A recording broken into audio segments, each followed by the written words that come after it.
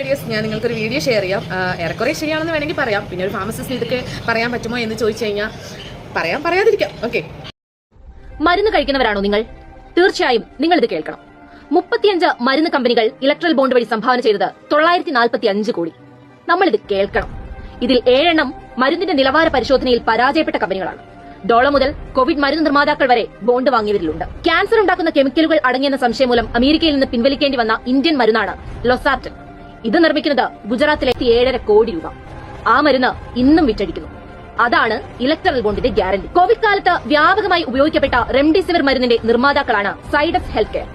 ഈ മരുന്നിന് നിലവാരമില്ലെന്നും രോഗികളിൽ ഗുരുതര പ്രത്യാഘാതം ഉണ്ടാക്കുന്നുവെന്നും ബീഹാറിലെ ഡ്രഗ് റെഗുലേറ്റർമാർ കണ്ടെത്തി. സമാനമായ നിങ്ങൾക്ക് ഏത് രീതിയിൽ വേണമെങ്കിലും എടുക്കാം. ശരിയായിരിക്കാം, തെറ്റായിരിക്കാം. എന്തായാലും ആരെയും ഒരു തരി പോലും ദ്രോഹിച്ചുകൊണ്ട് മുന്നോട്ട് പോകാൻ എന്നെ കിട്ടില്ല. അതിന്റെ പേരിൽ ഒരു വലിയ പ്രമുഖ ഹോസ്പിറ്റലിൽ നിന്ന് സ്വമേധയാ റിസൈൻ ചെയ്ത വ്യക്തി കൂടിയാണ് ഞാൻ. ഓക്കെ.